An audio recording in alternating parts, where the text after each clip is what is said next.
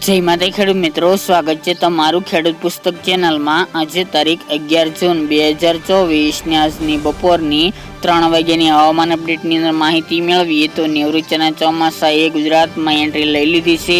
ખેડૂતો માટે મોટા સમાચાર। આજે સાંજ દરમિયાન કયા વિસ્તારની અંદર પ્રી મોન્સૂન એક્ટિવિટીની સંભાવના છે તેની પણ અપડેટ મેળવશું। ચેનલમાં નવા હોય તો ચેનલને સબસ્ક્રાઇબ કરી નાખજો અને વિડીયોને લાઇક આપીને શેર કરી દેજો।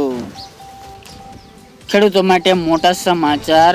ગુજરાતની અંદર 4 દિવસ પહેલા ચોમાસાએ ધમાકેદાર એન્ટ્રી લઈ લીધી છે ને હવે તે ગુજરાતમાં સમગ્ર વિસ્તારો કવર કરતા 10 દિવસનો સમય લાગી શકે છે। આ વર્ષે સમગ્ર વિસ્તાર જેમાં અંદમાન નિકોબાર હોય કે પછી કેરળમાં પણ 30મી આસપાસ અને સાથે જ મુંબઈમાં પણ 2 થી 3 દિવસ વહેલું ચોમાસું પહોંચ્યું હતું। તે પ્રમાણે ગુજરાતની અંદર પણ આ વર્ષે 4 દિવસ ચોમાસું ગુજરાતની અંદર વહેલું પ્રવેશ કર્યું છે અને ખાસ કરીને આજે હવામાન વિભાગે જાણકારી આપી છે તે મુજબ કે આજે બપોર દરમિયાન નિવૃત્તિ ચોમાસાએ દક્ષિણના ભાગોની અંદર એન્ટ્રી લઈ લીધી છે। ખાસ કરીને નવસારી, ડાંગ, વાપી, કપરાડા અને વલસાડના પણ મોટાભાગના વિસ્તારની અંદર આજે ચોમાસાએ આ તમામ વિસ્તારો કવર કરી લીધા છે। હવે કાલ સવાર સુધીમાં સૌરાષ્ટ્રના વેરાવળ, ઉના, રાજુલા વિસ્તાર તેમજ સોમનાથ આજુબાજુ, ભાવનગરના તળાજા, મહુવા સહિતના ભાગોની અંદર 2024નું ચોમાસું કવર કરે તેવી સંભાવના છે અને ધીરે ધીરે હવે સમગ્ર ગુજરાતને કવર કરે તેવી શક્યતા રહેલી છે તેવી હવામાન વિભાગે માહિતી આપી છે અને ખાસ કરીને આગામી 8 થી 10 દિવસની અંદર સમગ્ર વિસ્તારને ચોમાસું કવર કરે તેવું અનુમાન રહેલું છે।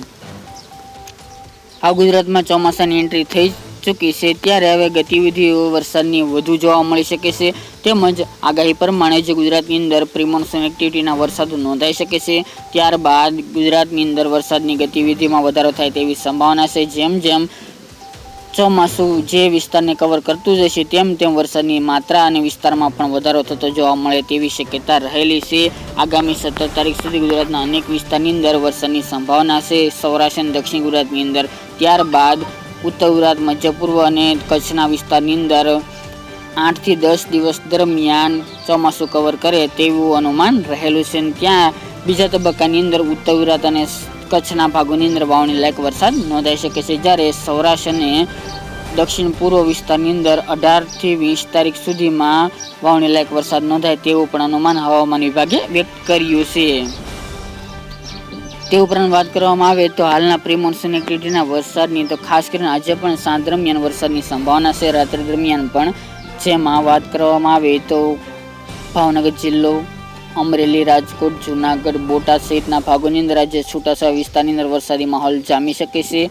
દક્ષિણની અંદર સુરત, વલસાડ, નવસારી, તાપી, ડાંગ, ભરૂચ, અંકલેશ્વર સહિતના જિલ્લાઓ, મધ્ય પૂર્વની અંદર અમદાવાદ, આણંદ, નડિયાદ, ખેડા, બગસરા એ વિસ્તાર અને દાહોદ, ગોધરા, પંચમહાલ જિલ્લો અને ઉત્તરના ખાસ કરીને સાબરકાંઠા, મહેસાણા અને અરવલ્લી જેવા ભાગોની અંદર કોઈક જગ્યાએ વરસાદી ઝાપટા પડે તેવી સંભાવના દેખાઈ રહી છે જેની તમામ ખેડૂતોએ નોંધ લેવી। તો ખાસ કરીને પવનની ઝડપ જોવા મળશે, ગાજવીજ સાથે તોફાની વરસાદ આજે પણ જોવા મળે તેવું અનુમાન રહેલું છે। તો મિત્રો આ દિવસની બપોરની મહત્વની અપડેટ ફરી એક નવા વિડીયો સાથે મળીશું। આજ માટે આટલું જ।